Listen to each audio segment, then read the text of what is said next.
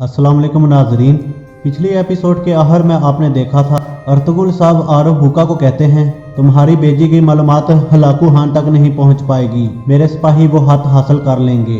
इस एपिसोड में आप देखेंगे कि उमरुल कबीले में जिरगे के बाद नई मुंतखब होने वाले सरदार ताशकून को तलवार और उमरुल परचम दिया जाता है। फिर ताशकून सरदार की नशिस्त पर खड़ा हो जाता है। फिर सब सरदार उसे सरदारी की मुबारकबाद देते हैं। फिर सरदार ताशकून कहता है मेरा गोरा बाहर है, सरदारी की तलवार मेरे पास है, लेकिन मेरी कोई बीवी नहीं है। और वो फिर कहता है कि मैं सिनमा खातून से शादी करना चाहता हूँ।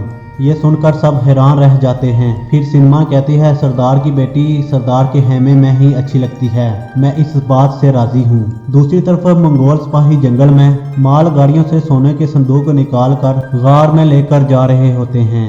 उसी दौरान वही जख्मी सिपाही वहां आ जाता है जिसे गंदूकदू ने जख्मी किया होता है और आते ही कहता है अर्तुगरुल ने जाल बिछाया था। करीब ही झाड़ियों में गंदूकदू और उसके सिपाही छुपे बैठे होते हैं। तो मंगोल सिपाही कहता है मैंने वहां अपने आप को मुर्दा जाहिर किया था, जब वो चले गए तो मैं वहां से यहाँ आ गया। तो दूसरा सिपाही कहता है चलो तुम्हारे जख्मों का इलाज करें। उसे एक जानब ले जाता है। ये देखकर गंदूकदू और तुर्गत सिपाहियों के साथ आगे बढ़ते हैं। इधर अर्तुगरुल कहते हैं कि बहुत हुआ, अगर तुम ना बोले तो तुम्हारा बहुत बुरा हाल करूंगा। अब मुझे बताओ कि वह जासूस कौन है। ये सुनकर आरव भूका कहता है हमला। फिर देखते ही देखते चारों तरफ से उसके सिपाही आ जाते हैं जो उन्हें घेर लेते हैं। आरव भूका कहता है देखो अर्तुगरुल, मैंने तुम्हें अपने जाल में फंसा लिया है, अब तुम किस तरह बचोगे। जैसे ही वो अर्तुगरुल साहब पर हमला करने लगते हैं तो उसी वक्त अर्तुगरुल साहब के सिपाही भी वहां आ जाते हैं, जिनमें बामसी, गुनगद और गंदूस शामिल होते हैं। फिर उन सब के दरमियान लड़ाई शुरू हो जाती है।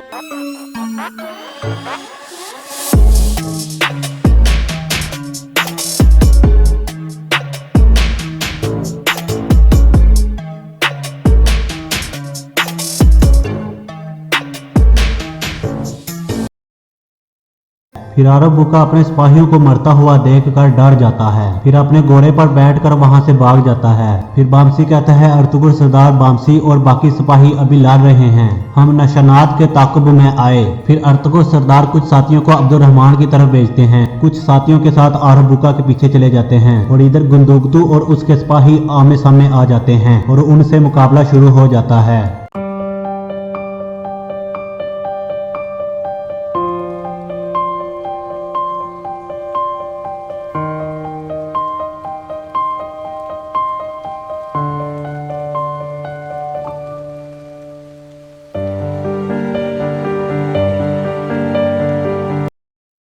आखिरकार गंदूकदू और उसके सिपाही मंगोलों के तमाम सिपाहियों का खात्मा कर देते हैं। फिर गंदूकदू सिपाहियों से कहता है कि अब हम सोना हासिल करेंगे। इधर एलबिलगे खतून कहती है कि ताशकून साहब का सरदार की नशिस्त पर बैठने का ये मतलब नहीं है कि उनकी शादी की पेशकश कबूल की जाए। तो सरदार ताशकून कहता है आपकी बहन ने अपनी मर्जी से फैसला किया है। ये सुनकर सिनमा खातून कहती है अल्लाह ने जो मुझे शानदार मौका दिया है मैं उसे रद्द नहीं कर सकती। ये सुनकर एलबिलगे खातून भी खामोश हो जाती है। इधर जंगल में आरव भूका मशरक की तरफ भाग रहा होता है और अर्तुगरुल सरदार अपने साथियों के साथ इसके ताकुब में होते हैं, मुसलसल उसका ताकुब करते हैं। आखिरकार एक जगह पर जाकर आरव भूका अपने घोड़े से नीचे उतर आता है।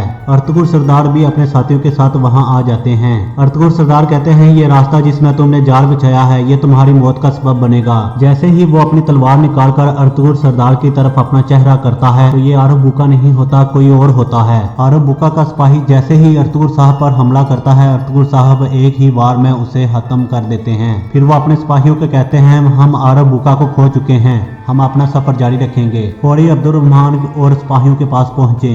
उसी दौरान दो सिपाही उसके पास आ जाते हैं, उसमें एक बेकारी भी होता है। बेकारी कहता है हमने लड़ाई के वक्त दूर से नजर रखी, हमारे सारे सिपाही मारे गए, अर्तुगरुल इस घेर से अभी बच गया है। फिर वो कहता है बड़की खान के पास अर्तुगरुल को जासूस का पता लग गया है, अगर उसका राज खुल गया तो सब कुछ खत्म हो जाएगा, इसलिए हम जासूस के साथ मिलकर आखिरी और बड़ी कात लगाएंगे। लाकू खान के पास कोई पैगाम रसा नहीं भेजूंगा, मैं खुद जाऊंगा।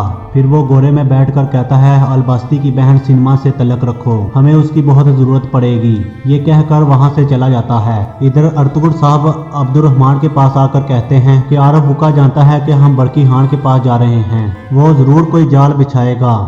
वह जासूस की मदद से बरकेहान की जमीन पर हमारे लिए जाल बिछाएगा। हम हर गात और धोखे के लिए तैयार रहेंगे। इसकी दोस्त कहती है तमाम सरदार जाती तौर पर आपके साथ थे, इसके पीछे कोई जरूर वजह होगी। फिर अलबिलगे कहती है ये मैं मालूम करके रहूंगी, लगता है इसमें सिनेमा का हाथ है। सिनेमा ने तशकून की शादी की पेशकश कबूल की। साथ ही मरकजी हैमे में सरदार तशकून सिनेमा को कहता है जैसे तुमने चाहा वैसा ही हो गया। सिनेमा कहती है अब आप अपनी कुव्वत का मुजाहरा करें जैसे मेरे बाबा करते थे, अब हम मौसलात इकट्ठा करेंगे। फिर उसे फरमान देती है और कहती है मौसलात का फरमान सुल्तान ने खुद दिया है, सबसे पहले मौसलात इकट्ठा करने का काम कई कबीले से शुरू होगा। तो सरदार तशकून कहता है परिंदे का शिकार अकल से किया जाता है। इधर जंगल से वही बकारी एक जगह से गुजर रहा होता है, उसे वहाँ अपने सिपाहियों की लाशें मिलती हैं और एक सिपाही गार से वापस आकर कहता है अंदर सोना नहीं है। फिर बेकारी कहता है आरो भूका ने कहा था कि हमें सिनेमा की जरूरत पड़ेगी। और इधर कई कबीले में हाइमा हतून और सुलजान कबीले के नए सरदार के हदशात की वजह से परेशान होती हैं। तो हाइमा हतून कहती हैं उसे मुंतहिब करने के पीछे जरूर कोई चाल होगी। इतने में गंदुगदू वहाँ आ जाता है और उनसे परेशानी की वजह पूछता है।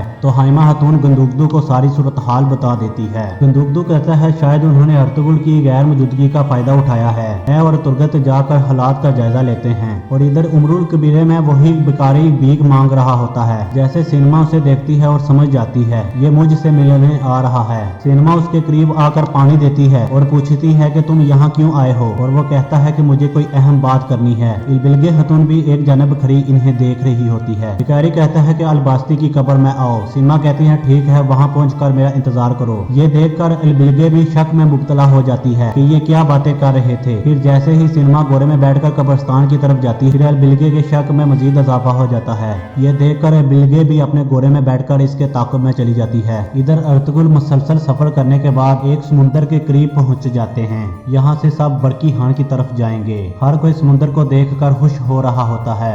इधर बेबलाद की कब्र पर सिनेमा और वही बेकारी पहुंच जाते हैं। एक तरफ से अलबिलगे हतून भी जाड़ियों से छुपकर इन्हें देख रही होती है। तो सिनेमा कहती है जैसा हमने चाहा वैसा ही हो रहा है, हमने अपने मर्जी के सरदार को मुंतहिब कर लिया है। तुम्हारे दिए हुए सोने से मैंने इन्हें मुंतहिब किया है। बेकारी कहता है मैं यही सुनना चाहता था, मुझे सिपाहियों की जरूरत है। सिपाही अलबास्ती के वफादार होने चाहिए। हम काइयों पर हमला करेंगे, तुम्हें इसके बदले काफी सोना मिलेगा। तो सिनेमा कहती है ठीक है, मैं जरूर इन चीजों का बंदोबस्त करूंगी।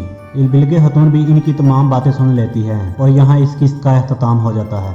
नाज़रीन, अगर आपको हमारी वीडियो अच्छी लगी हो तो वीडियो को लाइक कीजिए, चैनल को सब्सक्राइब कीजिए और कमेंट सेक्शन में अपनी राय का इज़हार ज़रूर कीजिए।